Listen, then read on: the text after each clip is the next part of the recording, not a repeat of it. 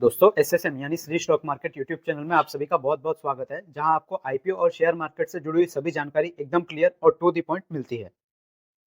SME IPO जिसके पीछे सभी इन्वेस्टर दीवाने बने रहते हैं, इसकी लिमिट तो हमें एनएसई डीएसई इंफ्रा के एसएमई आईपीओ में पार होते हुए दिखी, जब सिर्फ 10 करोड़ के आईपीओ के लिए इन्वेस्टर ने 14,000 करोड़ रुपए अप्लाई कर दिए। आज के वीडियो में हम बात करेंगे सेबी के नए एसएमई आईपीओ रूल्स के बारे में। ये नए नियम हर इन्वेस्टर और ट्रेडर के लिए इंपॉर्टेंट है जो एसएमई आईपीओ में इंटरेस्ट रखते हैं। क्या है ये नए नियम और ये आपके कैसे इन्वेस्टमेंट को आपको असर कर सकते हैं? अगर आप आईपीओ में इन्वेस्ट करते हैं या करना चाहते हैं तो ये वीडियो आपके लिए सबसे जरूरी होने वाला है। चलिए शुरू करते हैं और इस नए रूल्स के हर एक इंपॉर्टेंट पॉइंट्स को समझते हैं। सबसे पहला नियम तो यही है कि कंपनी को अपने फाइनेंशियल स्टेटमेंट में पिछले 3 साल में से 2 साल में 1 करोड़ रुपए का प्रॉफिट दिखाना ही होगा।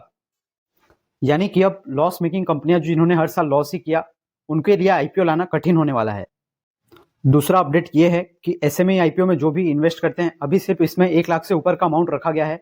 ये अमाउंट को बढ़ाकर सेबी डबल कर दिया है। अब आपको आईपीओ में इन्वेस्ट करने के लिए मिनिमम 2 लाख रुपए और मैक्सिमम 4 लाख रुपए लगने वाले हैं।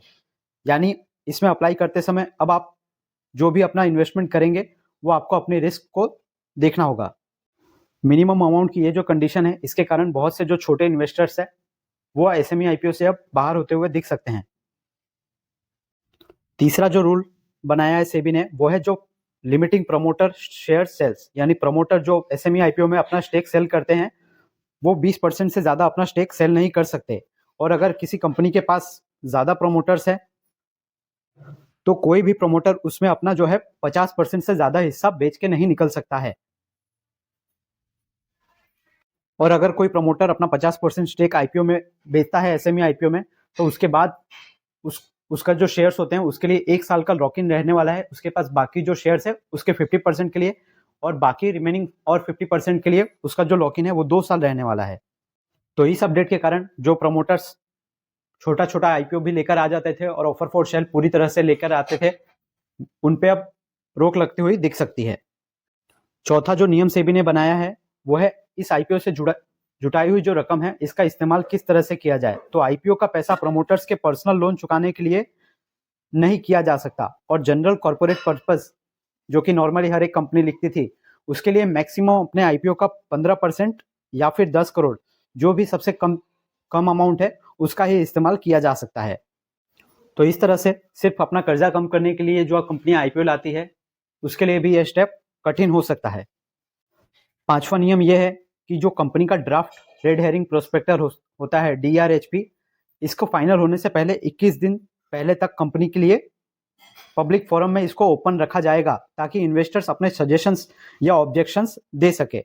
हमने देखा कि अभी कैसे ट्रैफिक सोल का जो आईपीओ आया हुआ था उसको भी इन्वेस्टिगेशंस झेलना पड़ा, और इसके अलावा लेटेस्ट में C2C एडवांस सिस्टम्स को भी स्क्रूटनी हमें झेलनी पड़ी, ऐसा हमने देखा। दोनों ही आईपीओ में कुछ पब्लिक ने ही सेबी को ये सजेशन दिया था। तो इस तरह से अब उन पब्लिक के लिए 21 दिन तक का टाइम रहेगा कि वो 21 दिन तक कोई भी सजेशन या ऑब्जेक्शन कंपनी के डीआरएचपी पे उठा सकते हैं, और सेबी इसकी बराबर जांच करेगा। तो टोटल 5 मेनली नियम हमें देखने को मिले, जिसमें सबसे पहला नियम मिनिमम प्रॉफिट 1 करोड़ का पिछले 2 साल में शो करना है कंपनी को। दूसरा नियम, अब अमाउंट 1 लाख रुपए से बढ़ के 2 लाख रुपए होने वाली है मिनिमम इन्वेस्टमेंट करने के लिए। प्रमोटर अपना कोई भी 50% से ज्यादा स्टेक नहीं सेल कर सकते, और सिंगल प्रमोटर है तो वो एक बार में सिर्फ 20% का ही हिस्सा बेच सकते हैं। और चौथा अपडेट हमने ये देखा कि कोई भी कंपनी जो सिर्फ प्रमोटर का डेब्ट रीपेमेंट करने के लिए, उसका कर्जा उतारने के लिए आईपीओ नहीं ला सकती। जनरल कॉर्पोरेट पर्पस के लिए जो अमाउंट है वो मिनिमम 10 करोड़ रुपए तय कर दिया गया है। तो मेजरली यही रूल्स हमें देखने को मिलते हैं। इसके अलावा insider tradings and all that, ये सब जो ईएसजी रिपोर्टिंग होती है, ये सब को लेकर भी और सेबी ने कुछ नियम बनाए हुए हैं। इसके रूल्स को भी सेबी ने थोड़ा टफ करने का प्रयास किया है। इसके अलावा सेबी ने मर्चेंट बैंकर्स के लिए भी कुछ नियम बनाए हैं। मर्चेंट बैंकर्स को स्पेसिफिक लिक्विड नेटवर्थ मेंटेन करनी होगी, और उनको non permittable activities separate legal entity में रखनी पड़ेगी। यानी कोई भी छोटा सा छोटा मर्चेंट बैंकर अब एसएमई आईपीओ का रजिस्ट्रार नहीं बन सकता। इसके बाद सेबी ने यह भी बताया कि ये एसएमई जो नए रूल्स बनाए गए हैं, ये सिर्फ बनाने के लिए नए गए हैं, एक्चुअली ये एकदम प्रैक्टिकल रूल्स सेबी ने बनाए हैं, ऐसा सेबी कह रहा है। और इससे जो एसएमई आईपीओ का मार्केट है, जिसमें हमें अनाप शनाप सब्सक्रिप्शन होते हुए दिखता है, उसमें कंट्रोल आता हुआ दिख सकता है। अक्सर एसएमई आईपीओज रिस्की माने जाते हैं, पर सेबी के नए रूल्स इन रिस्क को रिड्यूस करने के लिए बनाए गए हैं। इन्वेस्टर्स का पैसा सेफ और उन्हें सिर्फ रिलायबल कंपनीज मिले, ये रूल्स इसी बात का ध्यान रखते हुए बनाए गए हैं। तो आशा करता हूँ ये वीडियो आपको हेल्पफुल और इन्फॉर्मेटिव लगा होगा। और अगर आपका एसएमई आईपीओ से जुड़े हुए कोई भी डाउट्स है तो आप नीचे कमेंट करके हमें ज़रूर बताइए। अगर ये जानकारी आपको यूजफुल लगी है तो इसे अपने शेयर मार्केट और जो भी आपका दोस्त आईपीओ में अप्लाई करता है उसके साथ शेयर जरूर कर दीजिए। और अगर आपने हमारे चैनल पर पहली बार विजिट किया है तो ऐसे ही आईपीओ और शेयर मार्केट से जुड़ी इंपॉर्टेंट अपडेट्स के लिए एसएसएम यानी श्री स्टॉक मार्केट हमारे यूट्यूब चैनल को सब्सक्राइब जरूर कर लीजिए। और हमसे जुड़ने के लिए आप नीचे डिस्क्रिप्शन बॉक्स में टेलीग्राम और व्हाट्सएप चैनल भी दिया हुआ है, इसके साथ भी आप हमसे जुड़ सकते हैं।